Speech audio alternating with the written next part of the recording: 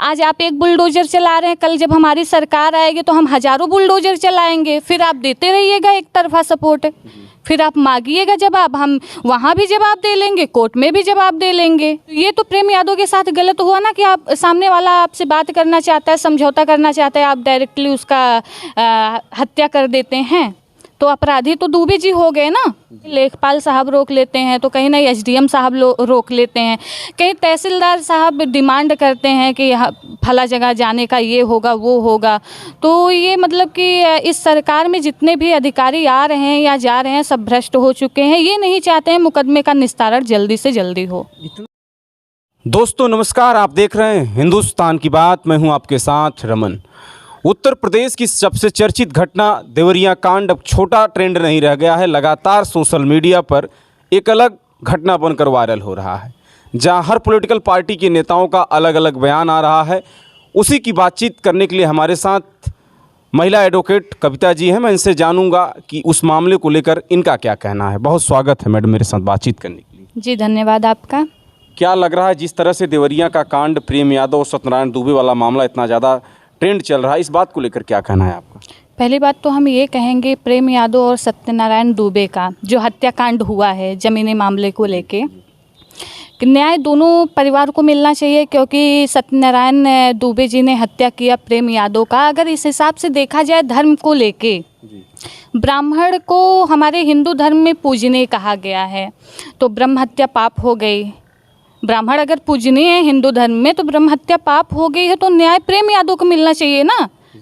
बाकी दुबे जी के परिवार की जो हत्याएं हुई है, 5 हत्या, इसका न्याय ईश्वर दे देगा प्रेम यादव के परिवार को या प्रेम यादव को। प्रेम यादव तो अब है नहीं इस दुनिया में, तो न्याय जो है प्रेम यादव के परिवार को ही मिलना चाहिए।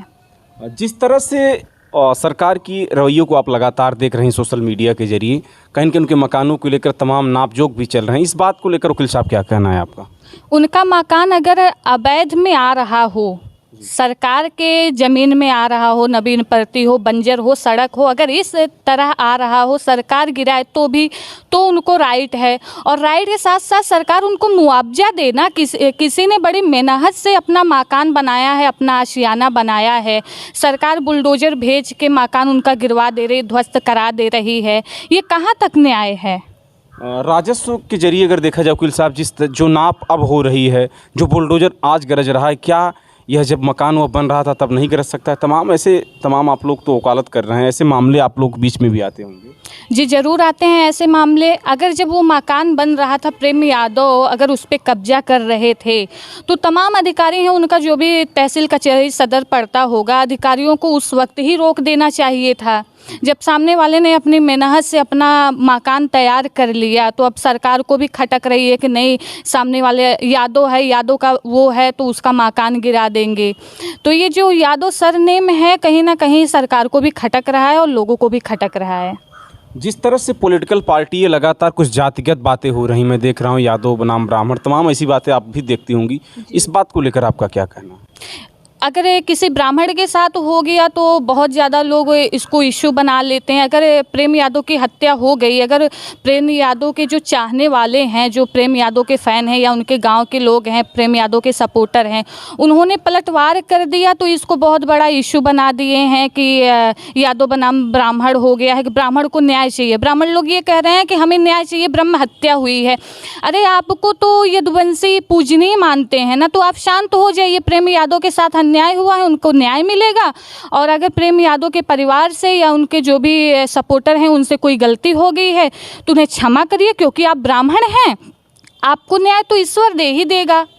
वकील साहब, हत्या जिस तरह से प्रेम यादव की सबसे पहले हुई, इसके बाद 5 ब्राह्मणों की हत्या हुई, क्या कहना है आपका? इसमें मामला क्या हो सकता है? कानून अगर देखा जाए कोर्ट के जरिए, तो इसमें कौन अपराधी हो सकता है, कौन नहीं अपराधी हो सकता है? देखिए, अगर इसको कोर्ट के जरिए से देखा जाए तो अपराधी दोनों हैं, क्योंकि अभी तो प्रेम यादव हैं नहीं इस दुनिया में। बहुत करेंगे, कानून जो है उनके परिवार को प्रताड़ित करेंगे, पूछताछ करेंगे। और जहाँ तक मुझे सुनने में आया है कि जो अपराधी हैं, जिन्होंने दुबे परिवार की हत्या की है 5 लोगों की, वो अरेस्ट हो गए हैं। अब सरकार जो है, प्रशासन जो है, पूछताछ करेगी अपने ढंग से। जी। और जिस तरह से प्रेम यादव को अगर देखा जाए एक तरफा अभी इनके यहाँ न तो किसी से पूछताछ की जा रही है, जो कि पहले हत्या हुई है। जी अगर एज ए आप एक एडवोकेट हैं, आपका क्या कहना है? अगर किसी की हत्या हो जाती है तो इससे हमें लोग दूसरे परिवार पर वार कर देते हैं, कितना सही इसको मानते हैं?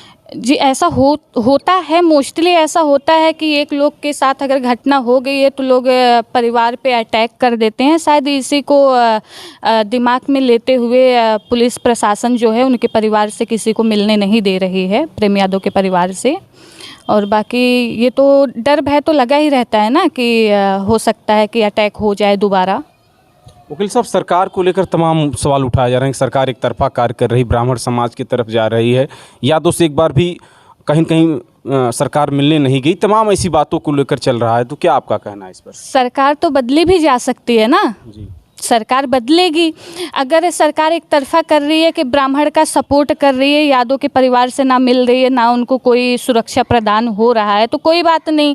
आज आप एक बुलडोजर चला रहे हैं, कल जब हमारी सरकार आएगी तो हम हज़ारों बुलडोजर चलाएंगे। फिर आप देते रहिएगा एक तरफा सपोर्ट, फिर आप मांगिएगा जवाब, हम वहाँ भी जवाब दे लेंगे, कोर्ट में भी जवाब दे लेंगे। डिप्टी सीएम ब्रजेश पाठक, तमाम ऐसे केशव प्रसाद मौर्य, तमाम लोगों ने इसको कहीं न कहीं बड़ी घटना बनाकर वायरल करने की कोशिश किया, लेकिन कहीं न कहीं पीड़ित जो प्रेम यादव उनके परिवार नहीं जाते हैं, वहीं जो ब्राह्मण परिवार उसके पास जाते हैं। इस बात को लेकर क्या देखती हैं आप? नहीं, देखिए, घटनाएं दोनों परिवार में हुआ है तो पूछताछ दोनों परिवार में ही बनना चाहिए, क्योंकि प्रेम यादव के परिवार से भी आप पूछताछ करिए और दुबे जी के परिवार से भी आप पूछताछ करिए और बात को तह तक जाने की कोशिश करिए कि बात क्या है, मेन मुद्दा क्या है। क्योंकि जब तक दोनों परिवार से बातचीत होगा नहीं और मेन मसला क्या है इसका तो समाधान जब तक बात नहीं होगी तो कैसे बताया जा सकता है। कानून अगर देखा जाए, एज ए आप एक एडवोकेट हैं, अगर देखा जाए इसमें जिस तरह से प्रेम यादव जाते हैं समझौता कराने, तमाम बातों को लेकर अगर उनकी हत्या हो जाती है तो कहीं न कहीं अपराधी तो दोनों पक्ष को आप मान रही हैं। हाँ, अपराधी दोनों पक्ष को मान रहे हैं, क्योंकि अगर प्रेम यादव समझौते के तौर पे गए थे दुबे जी के परिवार से मिलने के लिए, उनसे मिलने के लिए कि हमारा समझौता हो जाए, लड़ाई में कोई मतलब है नहीं, तो ये तो प्रेम यादव के साथ गलत हुआ ना कि आप सामने वाला आपसे बात करना चाहता है, समझौता करना चाहता है, आप डायरेक्टली उसका हत्या कर देते हैं, तो अपराधी तो दुबे जी हो गए ना। तो न्याय मिला के तो प्रेम यादव को ही मिलना चाहिए, बाकी फिर देखा जाएगा आगे। अच्छा, आप लोग भी कोर्ट में लगातार कार्यरत हैं, इस तरह के मामले आते हैं जमीनी विवाद को लेकर, आप भी एसडीएम के पास, तहसीलदार के पास, तमाम ऐसे आप लोग एप्लीकेशन देते हैं, क्या जो इस तरह के मामले हैं आप लोग कोशिश करते हैं जल्द निपट जाए, या तो जो राजस्व के प्रशासनिक अधिकारी लेट करते हैं इसमें? हम लोग चाहते हैं कि इस तरह के जो भी मामले आते हैं, ज़मीनी मामले हों या फौजदारी के मामले हों, हम लोग पूरी भरसक कोशिश करते हैं कि जल्दी से जल्दी निपटारा हो जाए, क्योंकि ज़्यादा से ज़्यादा किसान लोग ही आते हैं, वो लोग बहुत ज़्यादा तंग होते हैं, परेशान होते हैं, लेकिन कहीं ना कहीं लेखपाल साहब रोक लेते हैं, तो कहीं ना एसडीएम साहब रोक लेते हैं, कहीं तहसीलदार साहब डिमांड करते हैं कि फला जगह जाने का ये होगा वो होगा। तो ये मतलब कि इस सरकार में जितने भी अधिकारी आ रहे हैं या जा रहे हैं सब भ्रष्ट हो चुके हैं, ये नहीं चाहते हैं मुकदमे का निस्तारण जल्दी से जल्दी हो। इतना दिन से लगातार बता रहे हैं कि 2014 से मामला चल रहा है, अगर सरकार चाहती, राजस्व के अधिकारी चाहते, प्रशासन के अधिकारी चाहते तो ये इतनी बड़ी घटना हो सकता देवरिया में नहीं हो पाती। नहीं, अगर सरकार चाहती, अधिकारी चाहते, पुलिस प्रशासन चाहती तो इतनी बड़ी घटना नहीं हो सकती। 2014 से अगर ये मैटर चल रहा है ज़मीनी विवाद का, तो सरकार क्या कर रही है, वो अधिकारी क्या कर रहे हैं, अभी तक निपटारा क्यों नहीं हुआ इनके मुकदमे का?